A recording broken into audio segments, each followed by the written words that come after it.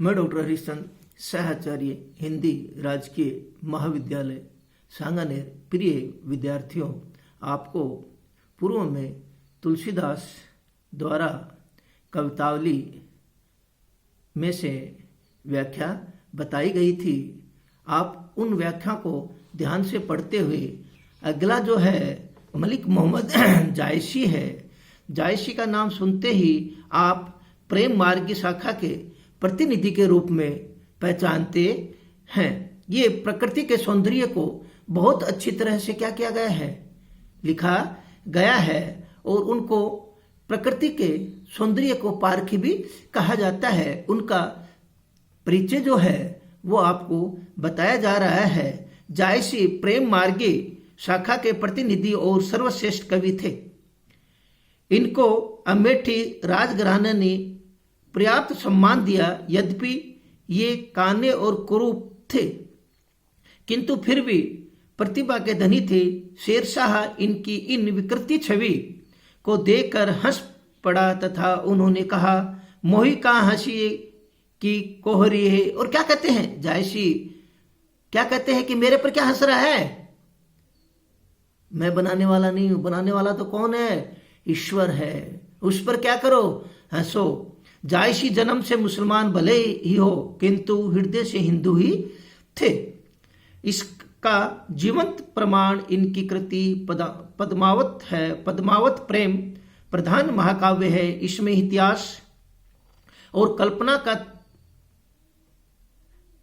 कल्पना का तुल्य योग है। जायसी प्रेम के दीवाने थे। प्रेम मार्ग का प्रवीण पथिक होकर भी जायसी ने हिंदू और मुसलमान दोनों को मिलाने का, दोनों की संस्कृतियों को मिलाकर एक नई संस्कृति बनाने का कार्य किया। देखिए, जायसी मुसलमान होते हुए भी हिंदू मुसलमानों का क्या है, एक हृदय करना चाहते थे। सभी को क्या करना चाहता था, मिलाना चाहते थे। दोनों की संस्कृति को और नई संस्कृति बना के नया कार्य करना चाहते थे। वे मुसलमान तो थे ही, किंतु कट्टर नहीं थे। उन्होंने साधु और संत का समागम किया था। उन्होंने संसार को देखा भी था और समझा भी था। जायसी एकेश्वरवादी होकर भी अद्वैतवादी की तरह आत्मा और परमात्मा में कोई भेद नहीं मानते थे। आत्मा और परमात्मा को समान रूप से मानते थे। वो क्या है कि एकेश्वरवाद होते हुए भी अद्वैत की तरह आत्मा और परमात्मा को एक मानते थे। उसमें किसी प्रकार का भेद नहीं मानते थे।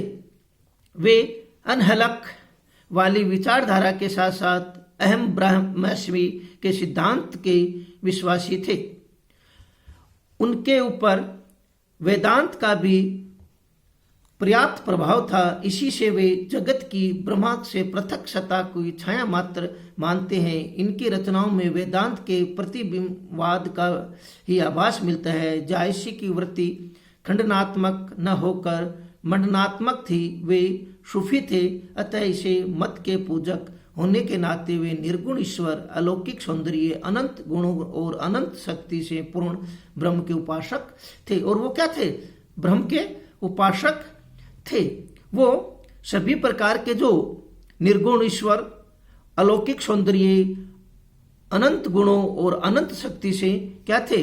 ब्रह्म के उपासक थे। यद्यपि जायसी प्रेम मार्गी शाखा के कवि थे, तथापि पद्मावत में वीर रस का भी स्थान स्थान पर सुंदर परिपाक हुआ है। और क्या कहते हैं कि प्रेम मार्गी होते हुए भी वो वीर रस से भी अछूते नहीं थे। वीर रस भी क्या है, उनके काव्य में दिखाई देता है। जायसी ने पद्मावत, अखरावट और आखिरी कलम नामक ग्रंथ लिखे। इनमें भी इनका प्रसिद्ध ग्रंथ पद्मावत ही है। हिंदी के प्राचीन महाकाव्य में रामचरितमानस से पूर्व पद्मावत का ही स्थान आता है। वस्तुतः जायसी ने हिंदू मुस्लिम एक के लिए पर्याप्त श्रम किया है। देखिए कि उन्होंने हिंदू मुस्लिम को एक करने के लिए बहुत ही कठिन परिश्रम किया है। वो दोनों जो हैं, हिंदू और मुसलमान हैं, उनको क्या करना चाहते थे? एक करना चाहते थे। जायसी का पद्मावत सूफियों की मसनवी पद्धति पर लिखा वह एक प्रेम प्रधान काव्य है। इसके आधार पर ही जायसी की काव्य कला का स्पष्ट हृदयगम किया जा सकता है। सूफियों की मसनवी जो पद्धति है उसी पर उन्होंने क्या किया है, इसका काव्य कला की किया है, जो क्या है कि हृदय गम है। पद्मावत इति व्रतात्मक होते हुए भी रसात्मक है। इसमें आए वस्तु वर्णन इसका प्रमाण है।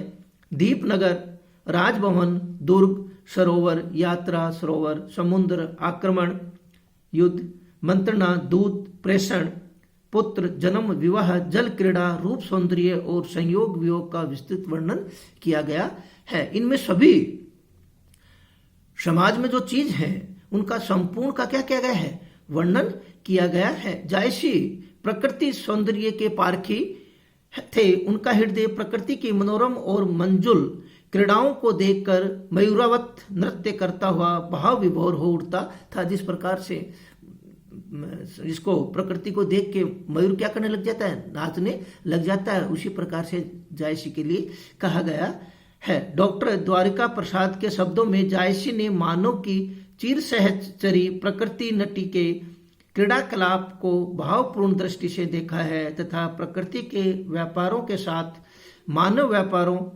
का साम्य स्थापित करते हुए सूक्ष्म मनोभावों के सरस और सुंदर चित्र अंकित किए हैं। यही कारण है कि जायसी का पद्मावत प्रकृति पट्टी पर अंकित मानव मनोभावों का आकर्षण चित्र है। जायसी की रहस्य भावना भी उनके काव्य की महम उपलब्धि, रहस्य जो है वो भी उनके काव्य की बहुत महत्वपूर्ण कड़ी है। पद्मावत श्रृंगार रस प्रधान काव्य है, पहले बताया था। इसमें अदांतरति नामक स्थायी भाव की पूर्ण अभिव्यंजना हुई है, किंतु अंत में करुण रस की अवधारणा दिखाई देती है। इतने पर भी यह स्पष्ट है कि जायसी ने श्रृंगार रस के बड़े मनोरम चित्र अंकित किए हैं और संयोग व वियोग में से वियोग के गहन भूमिका पर प्रयोग किया। वियोग जो है, संयोग और जो वियोग है उसका उन्होंने बहुत महत्वपूर्ण भूमिका निभाई है, परंतु क्या है, वियोग जो है उसको महत्वपूर्ण स्थान दिया गया है। जायसी की भाषा अवधि है। इनके काव्य में अवधि भाषा का स्वाभाविक सौंदर्य देखते हुए बनता है। भाषा में तद्भव शब्दों का बाहुल्य है। अरबी फारसी के शब्दों का प्रयोग अल्प है। इनकी शैली मसनवी है। देखिए इसमें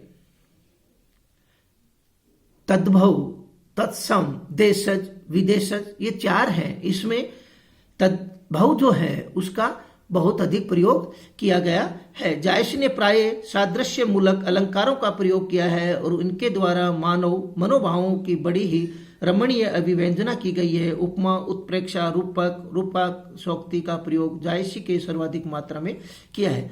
इनका प्रयोग काव्य में अर्थ, गांधीर्य और भावोत्कर्ष सहायता है। अलंकार मालूम होगा जो काव्य की क्या करता है, सौंदर्य बढ़ाता है, उसको अलंकार कहा जाता है। अलंकार विभिन्न प्रकार के जो अलंकार है वो इसमें इनके काव्य जो हैं उसमें आए हैं। जायसी के प्रमुख दोहे चौपाई छंद में ही अपने काव्य की सर्जना की है।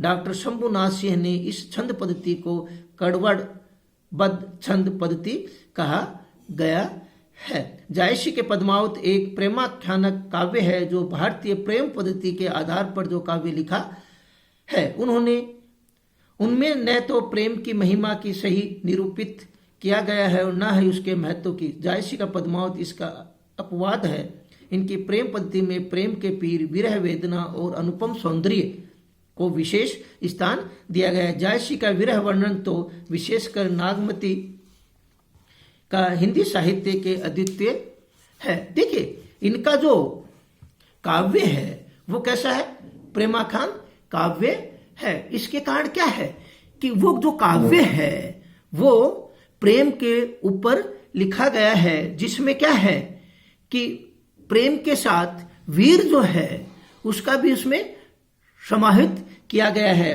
वो क्या है उसमें दिखाया गया है। इसमें प्रेम पद्धति में पीर का पीर, प्रेम का पीर, विरह वेदना और उपम सौंदर्य का जो क्या है विशेष वर्णन किया गया है। तो देखिए, जायसी को जो पढ़ेंगे तो क्या है कि प्रेम के साथ वीरता, वीरता के साथ वेदना और विरह और अनुपम सौंदर्य है वो उसमें दिखाया गया है। कल आपको इसकी व्याख्या बताई जाएगी। जय हिंद, जय भारत।